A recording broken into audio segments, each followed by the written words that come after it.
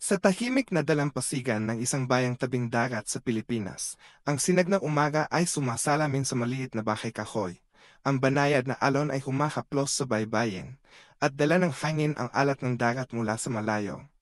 Ngunit sa likod ng katahimikan ay ang kwento ng isang maliit na matapang na aso, si Lucky, ang tapat na kaibigan na nagbago ng buhay ng pamilya ni Juan. Mula sa mga sandaling mapanganib tulad ng bigla ang bagyo, apoy, hanggang sa pang-anib ng malakas na agos, si Lucky ay laging nagtutulak upang protektahan ng pamilya. Walang takot, mga matang kumikislap, puso'y puno ng tapang. Lumipas ang gabi ng payapa sa maliit na bayang tabing dagat, kung saan nakatira sina Juan at Maria kasama ang kanilang mga anak sa isang simpleng bahay kahoy malapit sa dagat. Ang banayad na kampas ng alon sa baybayin, kasabay ng huni ng hangin na dumadaan sa mga niyog, ay bumubuo ng natural na musika, banayad ngunit buhay na buhay. Ang gabi ay may halimuyak na alat ng dagat na hinaluan na natirang usok mula sa pagluluto ng gabi. Sa loob ng silid tulugan, si Lucky, ang tapat na aso ng pamilya, ay nakakurba sa tabi ng kama, paminsang humihinga ng malalim, mga mata'y bahagyang nakapikit. Sa mga ganitong gabi, siya ay nagbabantay sa lahat, ngunit nararamdaman pa rin ang payapang ritmo ng pamilya. Mahimbing na natutulog si Juan, hawak pa rin ang lumang unan. Si Maria naman ay natutulog sa tabi ng mga anak, mahaba ang itim na buhok na nakalawit sa balikat, mukha'y kalmado na tila walang makakaistorbo sa kanila. Sa labas, ang ibang mga bahay ay natutulog din, iilang parol lamang ang kumikislap at huni ng kuliglig ay humahalo sa tunog ng alon.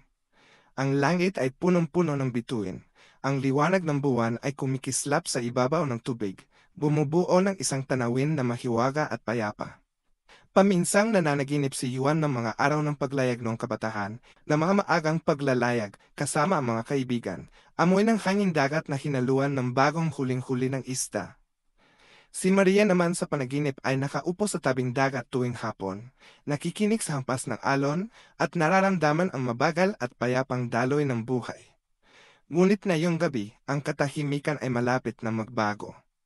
Isang bahagyang amoy ng usok ang sumisingit sa silid. Tumutok si Lucky, na amoy ang buong silid, mga mata'y kumikislap, tumayo ang aso, bahagyang huminga ng mabigat, pagkatapos ay tumakbo palibot sa kama, bahagyang kinamot ang braso ni Juan. Ang unang tahon ay narinig, maliit ngunit may layunin, na nagbabadya na may panganib. Nagulat si Juan sa panaginip, pinuksan ang mata at tumingin kay Lucky. Tinitigan siya ng aso ng mapagbantay na tingin, katawan ay tense, handang kumilos. Gumising din si Maria, na amoy ang bahagyang usok, mabilis na hinila ang kumot at tumingin sa paligid ng silid. Ang mga anak ay natutulog pa, hindi pa batid ang panganib, hindi tumigil si Lucky sa pagtahol. Bakpo patungo sa pintuan, muling tumalon sa kama, bahagyang kinamot ang mga bata. Para bang sinasabi ng aso sa kilos, lumabas agad.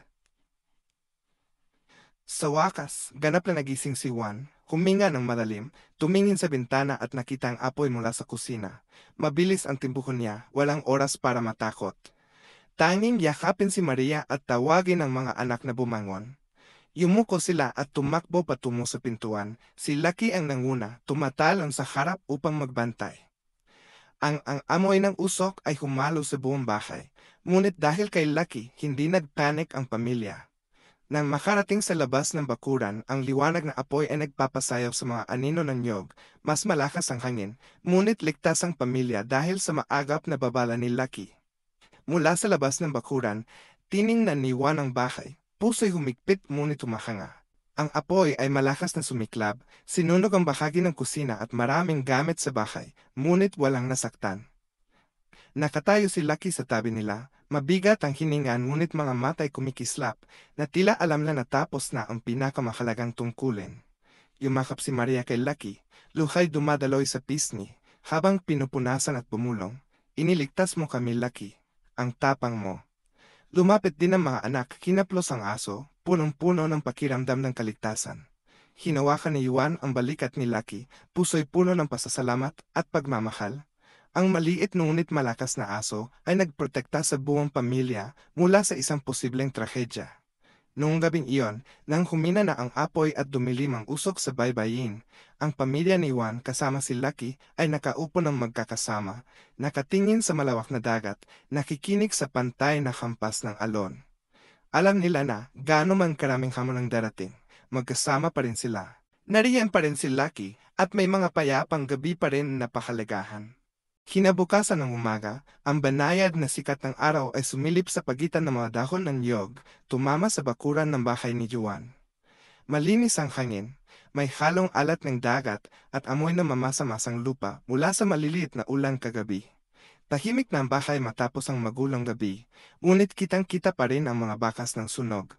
Ang mga uling, usok at mga sirang gamit ay nagpapaalala sa lahat tungkol sa nangyari noong nakaraang gabi.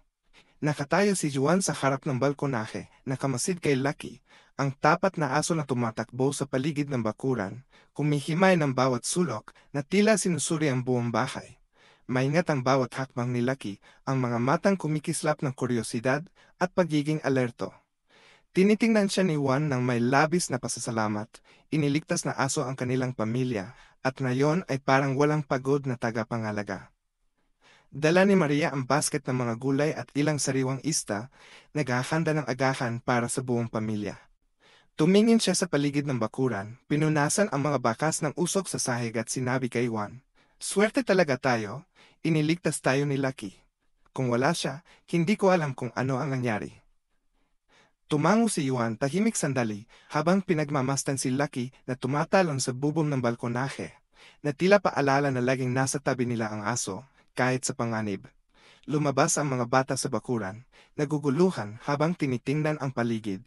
Ang mga nasunog na bagay, matinding amoy ng usok, at ang matingkad na liwanag mula sa bagong sikat ng araw ay nagdulot ng halo-halong takot at kuryosidad. Niyakap ni Juan ang bawat isa, mahinahong ipinaliwanag.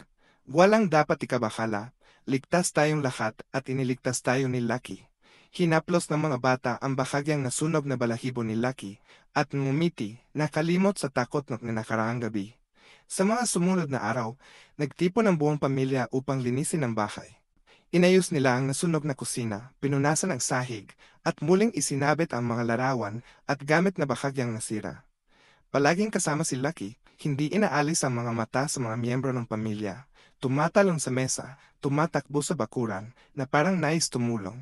Kahit na isa lamang aso, ang presensya ni Lucky ay nagbibigay ng kapanatagan at init sa buong pamilya.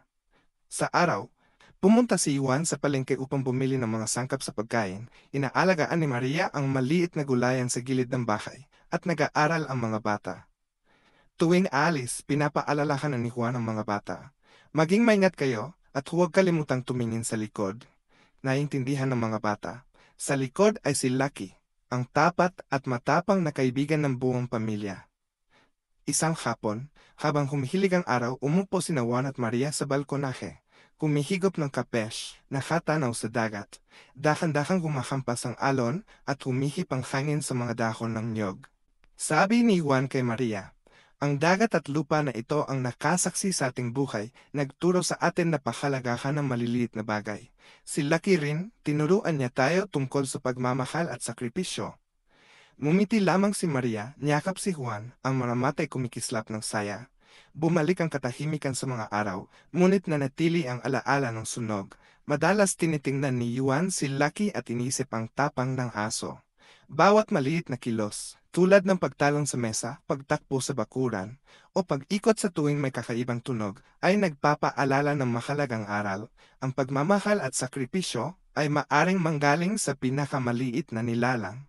Natutunan din ng mga bata ang aral na ito. Mas pinapangalagaan nila si Lucky, nagbibigay ng tubig, pagkain at naglalaro kasama siya. Natututo silang magmahal, magmalasakit at umunawa, gaya ng ginawa ni Lucky para sa buong pamilya. Sa gabi, nagkakasama ang pamilya sa paligid ng bagong kalan. Nag-uumapaw ang tawanan, at ang amoy ng inihaw na isda at kanin ay kumakalat sa buong bahay. Nakahiga si Lucky sa tabi ng mesa, bahagyang nakapikit, ngunit paminsan-minsan ay bumubukas ng mata, pinagmamasdan ng bawat isa. Ramdam ng buong pamilya ang matibay na ugnayan, hindi lamang sa pagitan ng tao, kundi pati na rin kay Lucky, ang tahimik nilang bayani. Noong gabing iyon, patuloy na humahampas ang dagat sa baybayin, pumihip ang hangin sa mga dahon ng niyog, at ang liwanag ng buwan ay sumisilay sa lahat. Tiningnan ni Juan si Lucky at Pulong. Salamat Lucky, tinuruan mo kaming pahalagahan ng buhay, magmahal, at protektahan ang isa't isa. Iginilid ni Lucky ang ulo na parang naiintindihan ang sinabi ni Juan at huminga ng maayos, payapa, matapos ang gabing puno ng tapang at sakripisyo. Sa umaga kinabukasan, ang sinag ng araw ay sumisilip sa mga niyog, tumatama sa lumang bubong ng kahoy, at nagliliwanag sa maliit na bakuran kung saan naglalaro si Lucky. Nakatingin si Juan sa aso, mga matay puno ng pagpapahalaga at pasasalamat. Sa kanyang puso, bumabalik ang maalaala ng mga nakaraang araw, parang agos na nagdudugtong sa nakaraan at kasalukuyan. Naalala ni Juan ang mga panahon noong si Lucky ay isang tuta pa lamang, nawala sa kagubatan malapit sa dagat, pasa mula sa malakas na ulan. Na makita niya si Lucky, nanginginig ang aso, unit kumikislap na ang mga mata sa talino at tapang. Dinala niya si Lucky sa bahay, nilinis, pinakain, at mula noon, naging mahalagang bahagi ng pamilya ang aso. Nakatayo si Maria sa tabi, nakatingin kay Juan na may banayad ng ngiti, at sinabi, palagi na siyang matapang mula pagkabata. Naalala ko pa nung iniligtas ni Lucky ang mga bata mula sa pagbagsak sa balon sa likod ng bahay. Lumusong siya sa tubig para hilahin ang bata, kahit na nanginginig sa lamig. Tumango si Juan, naalala ang sandaling iyon. Noon, maliit pa lamang si Lucky, ngunit handa na siyang magsakripisyo para sa mga mahal niya. Tumakbo ang mga anak sa bakuran, dala ang lumang album na natagpuan ni Juan. Nandoon ang mga litrato ng bata pa si Lucky. Natutulog sa tabi ng mga paa ng mga bata. Naglalaro sa buhangin sa tabing dagat o tumatalon at niyayakap si Juan pagkatapos ng araw na pagod sa trabaho. Bawat larawan ay alaala, patunay ng katapatan at tapang ni Lucky. Ikinalat ni Juan sa mga anak ang mga kwento kung paano tinulungan ni Lucky ang pamilya sa malilit na hamon. Tuwing may bagyo, kapag naligaw ang mga bata sa maliit na gubat malapit sa bahay, o kapag nagbabala siya tungkol sa biglaang baka. Nakikinig ang mga bata ng mabuti, mga mata'y kumikislap, paminsang hinahawakan si Lucky at hinahaplos ang malambot na balahibo. Naiintindihan nila na ang pagmamahal at sakripisyo ay hindi lamang mula sa tao, kundi pati sa mga nilalang na marunong mag-alaga at magprotekta. Tanghali, dinala ni Juan si Lucky sa maliit na dalampasigan sa likod ng bahay. Banayad ang hampas ng alon, malambot ang buhangin sa paa. Sabi ni Juan, Lucky, marami kang itinuro sa atin, hindi lang tungkol sa tapang, kundi pati sa pagmamahal at pagtitiyaga. Nasaksiyan mo ang buhay natin dito sa dagat, di ba? Tumakbo si Lucky sa paligid, tahol ng banayad, na parang sumasang-ayon. Naghanda si Maria ng tanghalian sa beranda, naglalaro ang mga anak ng maliliit na bangka sa buhangin, at si Lucky ay laging nakasunod, mga mata ay sumusunod sa bawat kilos. Payapa ang paligid, ngunit alam ng pamilya na laging may darating na hindi inaasahang hamon. Si Lucky ang buhay na patunay ng katapatan at tapang, na nagtuturo sa kanila na pahalagahan ng bawat sandali. Pagdating ng hapon, habang ang sinag ng araw ay papalapit sa dagat, ikinuwento ni Juan sa mga anak ang tungkol sa kanyang pamilya bago dumating si Lucky. Mga kwento ng ulan at bagyo, ng kahirapan na hinarap, at ng payapang sandali sa tabi ng apoy. Nakikinig ang mga bata, mga mata'y kumikislap, puso'y puno ng pagmamahal at pakiramdam ng kaligtasan kasama ang mga magulang at si Lucky. Sa gabi, habang lumulubog ang araw sa likod ng abot-tanaw, nagtipon ang pamilya sa paligid ng bagong apoy. Nakahiga si Lucky sa tabi ng mesa, mga mata'y paminsang nakapikit, ngunit paminsang nakatingin sa bawat miyembro. Tinitigan siya ni Juan at bulong sa sarili. Kasama ka namin sa maraming bagyo at hamon. Tinuruan mo kami ng sakripisyo, pagmamahal at tapang. Napakaswerte namin na nariyan ka. Sa sandaling iyon, naramdaman ng buong pamilya ang malalim na mensahe. Ang buhay ay hindi lamang payapang araw o mga hamon, kundi pagmamahal, pagkakaisa, at pasasalamat sa isa't isa. Si Lucky, sa lahat ng kanyang katapatan at tapang, ay naging buhay na simbolo ng mga halagang iyon. Pagsapit ng gabi, ang hampas ng alon ay banayad pa rin sa baybayin. Hangin ay dumadaan sa niyog, dala ang alat ng dagat. Nakakurba si Lucky sa tabi ni Juan, Maria, at mga anak, lahat ay natutulog ng payapa. Sa puso ng bawat isa, ang mga alaala ng nakaraang mga araw, sakripisyo at katapatan ni Lucky ay buhay at mainit. Parang ilaw na gumagabay sa lahat ng hamong darating. Isang linggo matapos ang sunog, muling bumalik sa katahimikan ang bayang tabing dagat.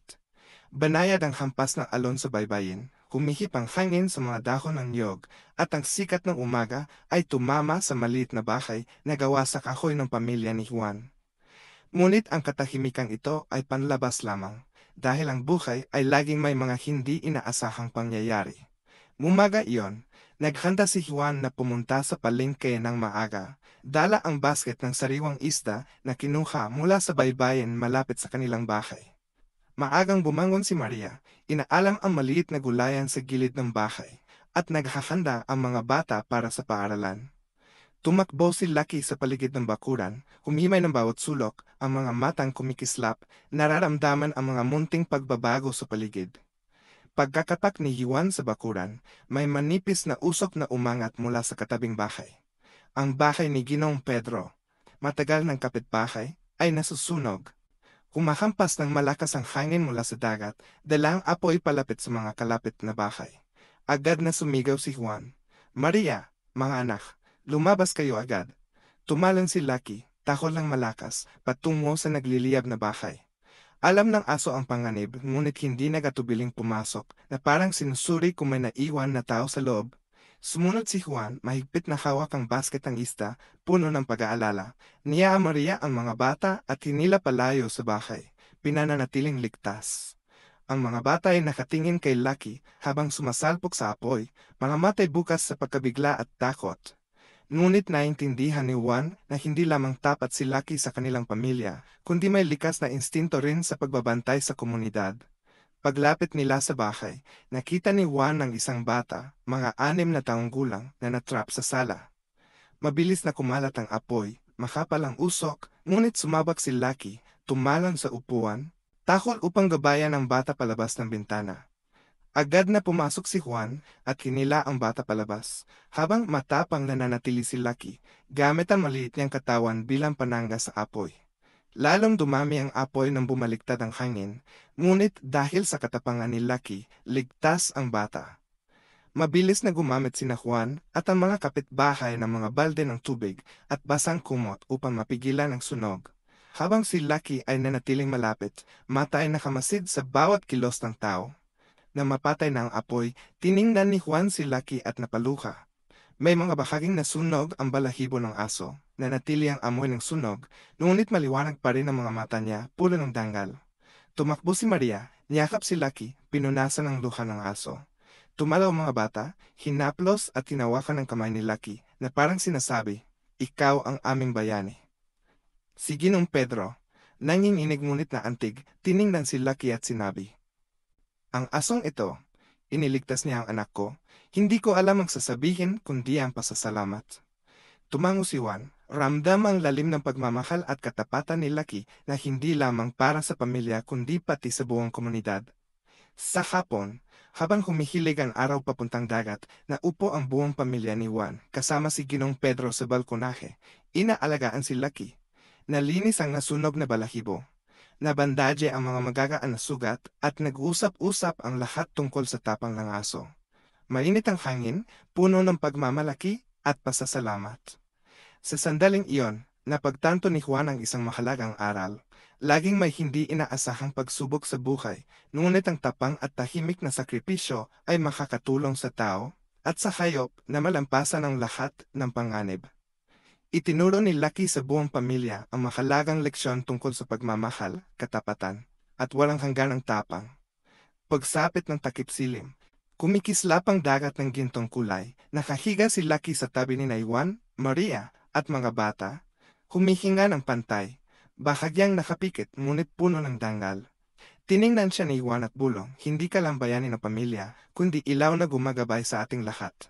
Sa gabing iyon, muling bumalik ang katahimikan sa bayang tabing dagat.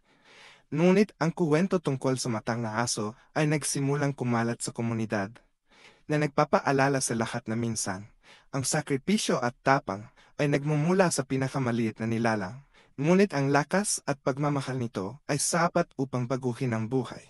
Kinabukasan, nagising ang maliit na bayang tabing dagat sa payapang hangin matapos ang sunog sa bahay kalapit. Banayad pa rin ang hampas ng alon sa baybayin, humakaplos ang hangin sa mga niyog, dala ang alat ng dagat at amoy ng basang lupa mula sa ulan kagabi. Sa unang tingin, tila makakabawi na ang pamilya ni Juan, ngunit ang buhay ay laging may hindi inaasahang hamon. Maagang umaga, nagpasya si Juan na pumunta sa dagat upang suriin ang lambat at humuli ng bagong isda. Naghanda si Maria ng almusal at inaalagaan ang maliit na hardin ng gulay sa tabi ng bahay. Nakasuot ng uniforme ang mga anak, sabik na pumasok sa paaralan, habang si Lucky ay tumatakbo sa bakuran, na amoy ang bawat sulok, mga matay kumikislap, at alerto sa anumang pagbabago sa paligid. Habang nagpupunta si Juan sa bangka malapit sa baybayin, biglang lumitaw ang isang hindi inaasahang bagyo mula sa malayo. Makakapal ang mga ulap, malakas ang hangin, at ang matataas na alon ay nagsimulang lusubin ang buhangin sa baybayin. Agad na namalayan ni Juan ang panganib at nagmadaling ibalik ang bangka. Ngunit ang malakas na agos ay nagpahirap sa kanya na kontrolin ang maliit na bangka. Samantala, nakatayo si Maria sa bakuran, tumingin sa dagat at sumigaw. Juan, mag-ingat ka. Tumalon si Lucky, tahol ng malakas, tumakbo sa gilid ng baybayin, na parang nagbabantay at nagbababala sa pamilya at sa paligid. Nagulat ang mga anak, ngunit naalala ang mga pagkakataon na iniligtas sila ni Lucky noon, kaya nanatili silang kalmado, pinatatag ng matapang na presensya ng aso. Nahihirapan si Juan sa malakas na agos, habang si Lucky ay sumugod sa bangka, tumalon sa ibabaw at ginamit ang katawan upang harangin ang alon at panatilihing matatag ang bangka. Malakas ang hampas ng alon, ngunit dahil sa liksi at tapang ni Lucky, hindi natumba ang bangka. Na makarating sa pampang, tumalon si Lucky, sinamahan si Juan sa pag-ahon sa lupa, parehong basa ngunit ligtas. Tumakbo si Maria at niyakap si Juan, luhay dumadaloy, halo ng saya at kaba. Lucky, iniligtas niya tayong muli. Lumapit din ang mga anak, hinaplos ang basang balahibo ni Lucky, damang-dama ang pagkabigani at pasasalamat. Tumingin si Juan kay Lucky, puso'y puno ng utang na loob. Ang maliit ngunit malakas na aso ay muling nagprotekta sa pamilya mula sa panganib. Matapos ang bagyo, sabay-sabay ang pamilya sa paglilinis ng dalampasigan. Kinokolekta ang mga natirang lambat, sirang sanga, at mga labi na nahulog sa baybayin. Tumakbo si Lucky, inaalis ang mga bagay na maaring makasama sa mga bata, laging nakamasid sa bawat kilos ng pamilya.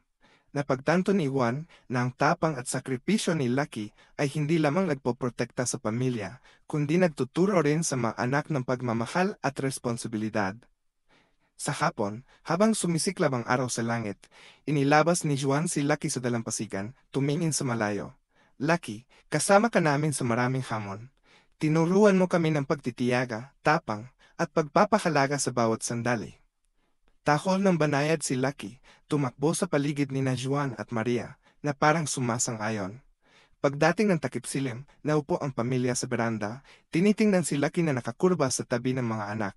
Ang hampas ng alon at hangin sa niyog ay bumubuo ng banayad na musika.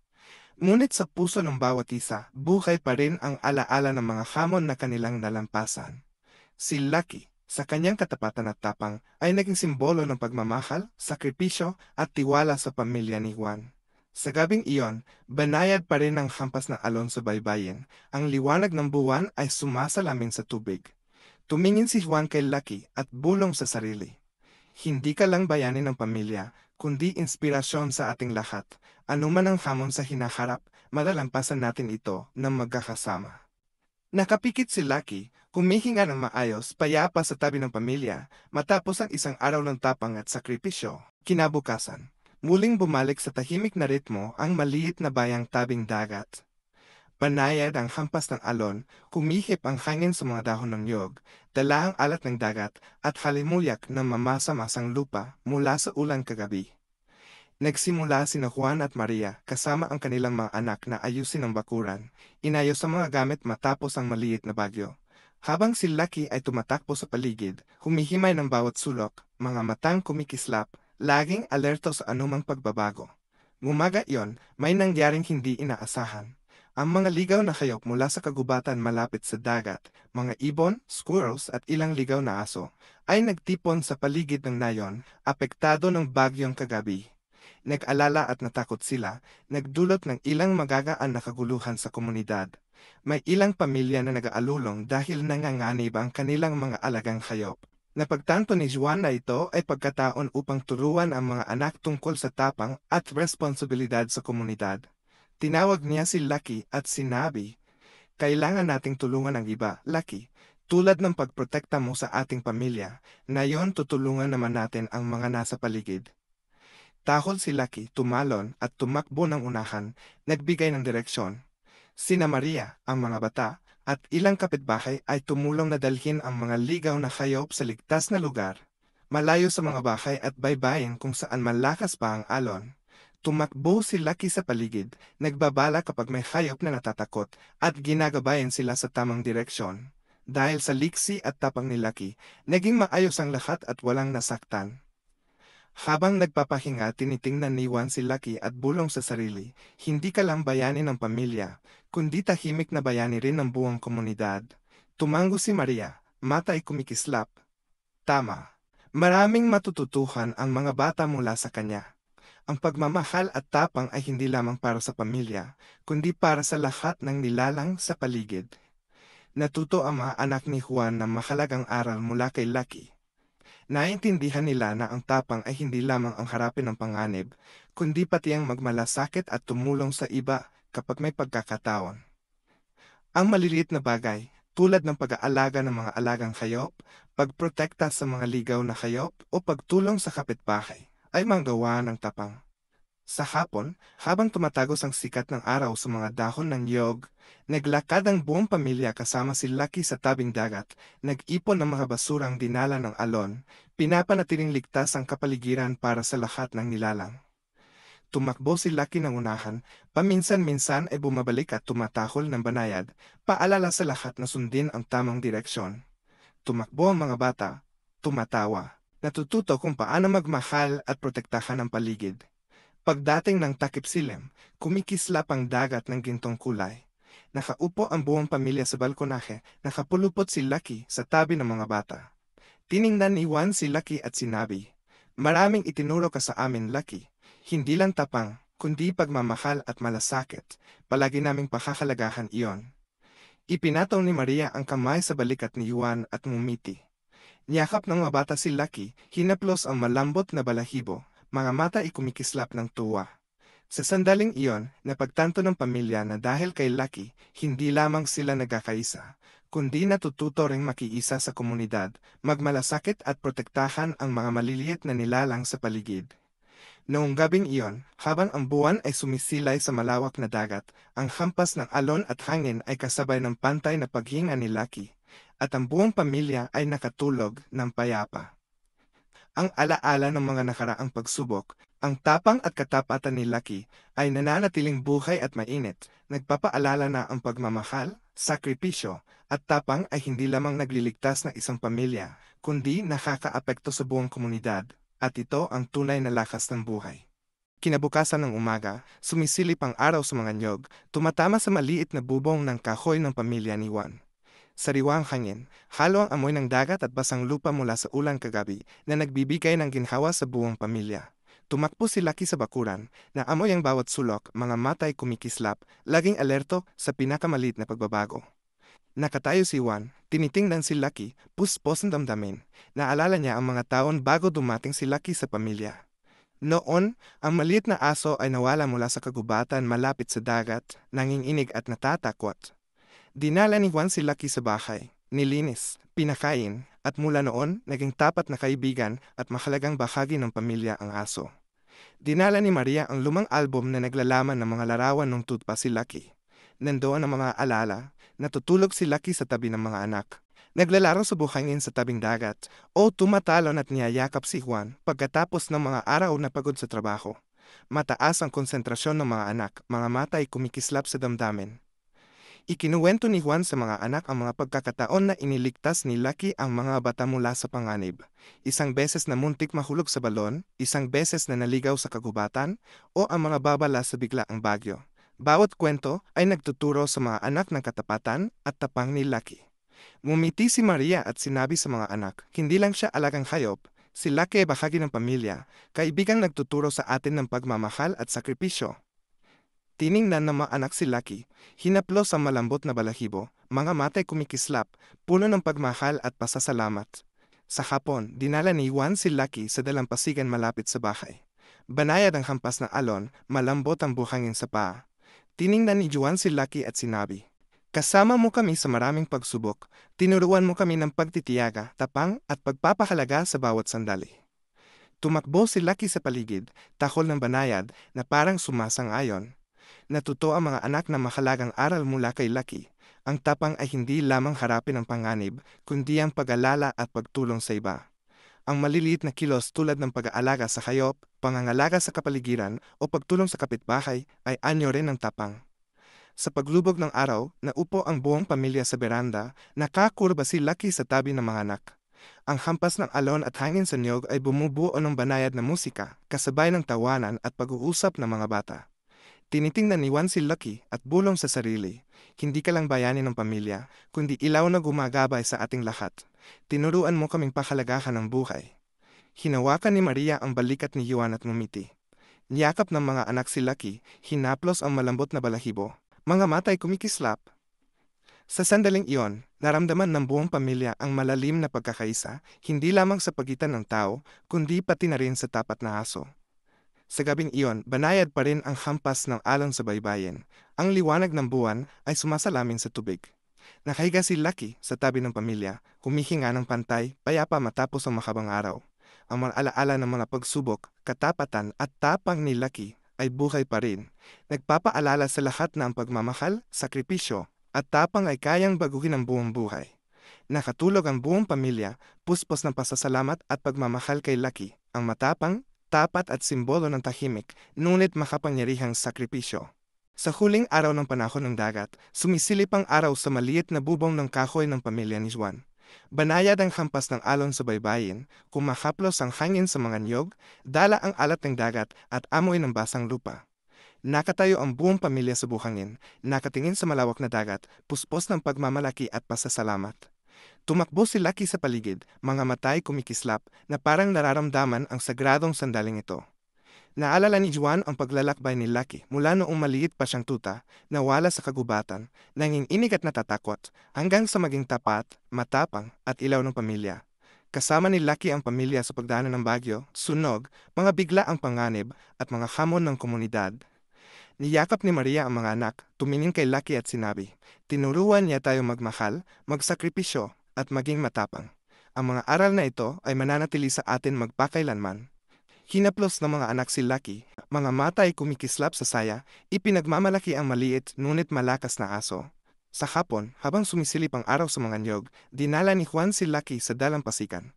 Banayad ang hampas ng alon, humakaplos ang buhok ng mga anak, bumubuo ng payapang himig. Sabi ni Juan, hindi ka lang bayani ng pamilya, kundi buhay na patunay ng katapatan, sakripisyo at pagmamahal. Maswerte tayo na kasama ka. Ngumiti si Maria, mga mata ay kumikislap sa pagmamasid kay Lucky, nakikita ang aral ng tapang at pagmamahal na ipinamahagi ng aso sa buong pamilya. Natutunan ng mga anak na ang tapang ay hindi lamang harapin ang panganib, kundi ang pag-aalaga, protektahan at tulungan ng lahat sa paligid. Sa paglubog ng araw, nagtipon ang buong pamilya sa paligid ng apoy sa labas. Nakahiga si Lucky sa tabi ng mga anak, humihinga ng pantay, payapa matapos ang isang araw. Ang hampas ng alon at hangin sa mga niyog, kasabay ng tawanan at pag-uusap, ay bumubuo ng mainit at emosyonal na kapaligiran. Tiningnan ni Juan si Lucky at bulong sa sarili, iniwan mo sa amin ang isang mahalagang pamana, katapatan, sakripisyo, tapang at pagmamahal. Ang mga aral na ito ay mananatili sa atin at patuloy na magpapalaganap sa komunidad. Ang kwento ni Lucky, ang tapat at matapang na aso, ay hindi lamang kwento tungkol sa isang hayop, kundi aral tungkol sa pagmamahal, sakripisyo at lakas ng tapang. Tinuruan ni Lucky ang pamilya at komunidad na pahalagahan ang buhay, mahalin ang lahat ng nilalang at pagtagumpayan ang bawat hamon ng may tapang. Habang nagliliwanag ang buwan sa malawak na dagat, ang pamilya ni Juan at si Lucky ay natulog ng payapa. Sa puso ng bawat isa, buhay pa rin ang alaala ng mga pagsubok, katapatan, at tapang ni Lucky. Nagpapaalala na ang pagmamahal at sakripisyo, mula man sa tao o hayop, ay kayang baguhin ang buhay at magbuklod ng pamilya at komunidad sa isang mahiwagang paraan. At sa ganitong payapang dalampasigan, naging buhay na alamat ang kwento ni Lucky, patunay ng kapangyarihan ng pagmamahal, tapang, at katapatan na humaharap sa lahat ng hamon, nagiiwan ng malalim na bakas sa puso ng bawat isa. Maagang umaga, sumilip ang sikat ng araw sa pagitan ng mga dahon ng niyog, tumama sa maliit na bahay na gawa sa kahoy ng pamilya ni Juan. Banayad na humahampas ang alon sa baybayin, kasabay ng humuhuni na hangin, nabubuo ng isang mahinahong natural na musika. Tumakbo si Lucky sa paligid ng bakuran, humihimay ng bawat sulok, ang mga matang kumikislap, laging alerto sa bawat maliit na galaw sa pamilyar na paligid. Nakatayo si Juan sa balkonahe, tinitingnan si Lucky at sinabi kay Maria, hindi lang siya tapat na kaibigan, kundi ang ugnayan na nagdudugtong sa pamilya at komunidad. Ngumiti si Maria, matay puno ng init habang pinagmamasdan ng mga bata na naglalaro kasama si Lucky sa buhangin malapit sa bahay. Tumakbo ang mga bata sa aso, tumatawa, malamamatay puno ng kagalakan at pagmamahal. Isang araw, nagdaos ang bayang tabing dagat ng maliit na tradisyonal na pista upang ipagdiwang ang masaganang panahon ng pangingista. Naghanda ang pamilya ni Juan na makibahagi, kasama ang mga kapitbahay sa pag-aayos ng pagkain, dekorasyon ng mga parol, at paghahanda ng mga larong bayan. Tumakbo si Lucky sa paligid na para bang nais makiisa sa lahat na nakuhuli ang atensyon ng mga bata at kapitbahay. Sa pista, may ilang batang nagmamadaling tumakbo malapit sa baybayin kung saan malakas pa ang alon. Agad na tumalon si Lucky, tumakbo upang magbigay babala tahol ng malakas upang makuha ang atensyon ng matatanda. Natutunan din ng mga anak ni Juan na magmasid at kumilos kasama si Lucky, pinananatiling ligtas ang mga kaibigan nilang bata. Ang tapang at alerto ng aso ay humanga at ikinabilib ng lahat sa pista. Sa hapon, habang humihilig ang sikat ng araw patungong dagat, dinala ni Juan si Lucky sa buhangin. Banayad ang hampas ng alon, kumihip ang hangin sa mga dahon ng niyog, dala ang alat ng dagat at halimuyak ng mamasa-masang lupa. Sinabi ni Juan sa mga bata, maraming itinuro siya sa atin. Ang pagmamahal, sakripisyo at tapang ay hindi lang para sa pamilya, kundi para rin sa komunidad sa paligid. Tumango ang mga bata, mga matay kumikislap, natututo tungkol sa responsibilidad at pagmamahal. Naghanda si Maria ng hapunan sa labas, nag-ihaw ng isda at gulay, habang nakahiga si Lucky sa tabi ng mga bata, paminsan-minsan ay tinaas ang ulo at pinagmamasdan ang lahat. Nagtipon ang buong pamilya, tumatawa, nakadarama ng pagkakaugnay hindi lamang sa isa't isa kundi pati kay Lucky, ang tapat at matapang na aso. Pagsapit ng takip silim, kumikislap ang dagat ng gintong kulay. Tiningnan ni Juan si Lucky at bulong sa sarili. Hindi ka lang bayani ng pamilya, kundi ang ugnayan ng pagmamahal sa pagitan ng tao at kalikasan at ng tao at komunidad. Tahol ng banayad si Lucky, tumakbo sa paligid na para bang sumasang-ayon sa sinabi ni Juan. Noong gabing iyon, habang sumisilay ang buwan sa malawak na dagat, humahampas ang mga alon at humihip ang hangin sa mga dahon ng niyog, ang buong pamilya ay nakatulog ng payapa. Nakapulupot si Lucky sa tabi ng mga bata, humihinga ng pantay, payapa matapos ang mahabang araw.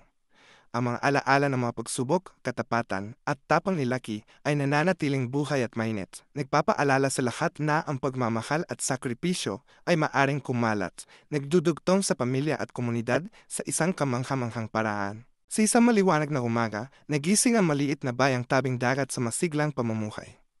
Banayad ang hampas ng alon sa baybayin, humahaplos ang hangin sa mga niyog, kasabay ng huni ng mga ibon, bumubuo ng payapa, unit buhay na kapaligiran. Tumakbo si Lucky sa bakuran ng bahay ni Juan, na amoy ang bawat sulok, mga matay kumikislap, laging alerto at matalas sa anumang pagbabago. Kumalat sa komunidad ang balita tungkol sa katapangan ni Lucky noong sunog sa bahay kalapit at sa biglaang bagyo. Maraming kapitbahay ang pumunta sa bahay ni Juan upang magpasalamat at purihin ang aso.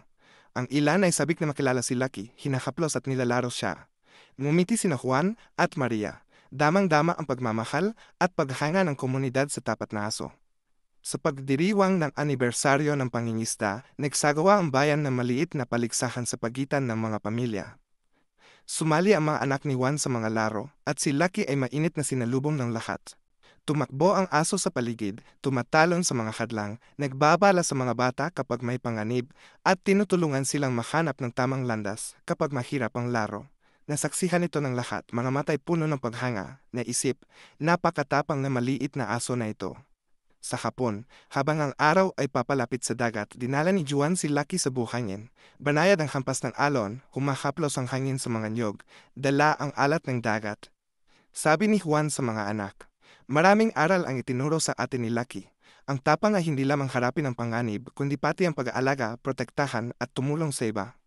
Tumango ang mga anak, mga matay kumikislap, natututo ng aral tungkol sa responsibilidad, pagmamahal at tapang. Naghanda si Maria ng hapunan sa labas, nag-iihaw ng isda at sariwang gulay. Nakahiga si Lucky sa tabi ng mga anak, paminsang tumitingin sa lahat ng ginagawa. Nagtipon ang pamilya sa paligid ng apoy. Ang tawanan at pag-uusap ay sumasabay sa malalim na damdamin ng pagkakaisa. Naging simbolo si Lucky ng pagmamahal, sakripisyo at tapang. Pagdating ng takip silim, ang liwanag na sumasalamin sa dagat ay parang mahiwagang larawan.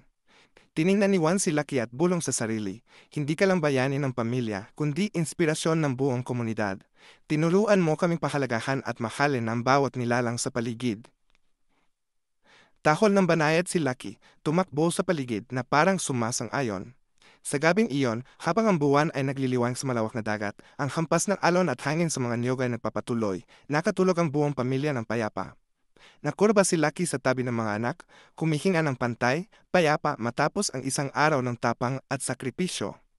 Ang mga alaala ng mga pagsubok, katapatan, at tapang ni Lucky ay buhay pa rin, mainit, at nagpapaalala na ang pagmamahal at sakripisyo ay maaring magbuklod at magdala ng kababalaghan sa pamilya at komunidad. Isang payapang umaga, sumilip ang sikat ng araw sa pagitan ng mga dahon ng niyog, tumama sa maliit na bahay na gawa sa kahoy ng pamilya ni Juan.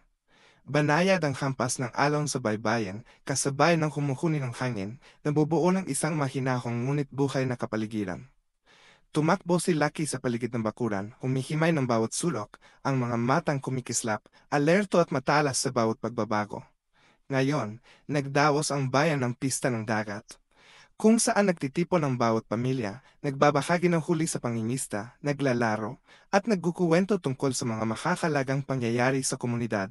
Kasama ni Juan, Maria at mga anak si Lucky na humuhuli ng atensyon ng lahat. Lahat ay naisumaplos, maglaro, at humanga sa tapat na aso. Sa gitna ng pista, biglang bumuhos ang ulan, humihip ang malakas na hangin na nagdulot ng epekto sa ilang stall. Natakot ang mga anak ni Juan, ngunit agad na tumakbo si Lucky, tahol ng malakas, at kinabayan ng lahat upang ilipat ang mga gamit sa ligtas na lugar. Ang tapang at talas ng isip ni Lucky ay humanga at ikinabilib ng buong komunidad. Niya-adjuan si Lucky, at sinabi kay Maria, hindi lang niya pinoprotektahan ang pamilya, kundi pinagsasama rin ang komunidad. Si Lucky ang buhay na patunay ng katapatan at walang kondisyong pagmamahal. Ngumiti si Maria, matay kumikislap habang pinagmamasdan ang mga anak. Malinaw na nakikita ang aral ng tapang at sakripisyo na naipamana ni Lucky. Pagkatapos ng ulan, nagningning ang langit sa kulay ng paglubog ng araw. Banayad ang hampas ng alon, humihip ang hangin sa mga dahon ng niyog, dala ang alat ng dagat. Naglalaro ang mga anak ni Juan sa buhangin, tumatakbo at tumatalon kasama si Lucky, tumatawa ng malakas. Tiningnan ni Juan si Lucky at bulong sa sarili, tinuruan mo kaming pahalagahan ng buhay, magmahal sa lahat ng nilalang, at harapin ang anumang hamon. Tahol ng banayad si Lucky, tumakbo sa paligid na parabang sumasang-ayon sa sinabi ni Juan. Sa gabi, habang nagkakasamang pamilya sa paligid ng apoy sa bakuran, nag-iihaw ng isda at sariwang gulay, nakapulupot si Lucky sa tabi ng mga bata. Ang halakak, hampas ng alon, at humuhuni ng hangin sa mga dahon ng niyog ay bumubuo ng isang mahinahon at mainit na musika. Ramdam ni Juan na dahil kay Lucky, hindi lamang nagkakaisa ang pamilya, kundi nagiging bahagi rin sila ng komunidad. Natututo ng malasakit at pangangalaga sa paligid. Sa sandaling payapa, iniisip ni Juan ang hinaharap. Alam niya na ang mga aral mula kay Lucky, katapatan, sakripisyo, tapang, at pagmamahal ay ipapasa ng mga anak sa susunod na henerasyon. Si Lucky ay hindi lamang tapat na kaibigan kundi isang buhay na pamana, isang huwaran na dapat sundan. Habang sumisilay ang buwan sa malawak na dagat, natulog ng payapa ang buong pamilya ni Juan. Nakapulupot si Lucky sa tabi ng mga bata. Humihinga ng pantay, payapa matapos ang mahabang araw. Ang kuwento tungkol sa matapang na aso ay kumalat sa buong bayan. Nagpapaalala sa lahat na ang pagmamahal, katapatan, at tahimik na sakripisyo ay maaring magbago ng buhay at nagdudugtong sa pamilya at komunidad sa isang kamanghamanghang paraan.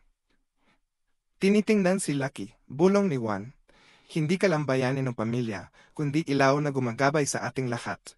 Iniwan mo sa amin ang pamana ng tapang, sakripisyo, at pagmamahal, aral na hindi namin malilimutan.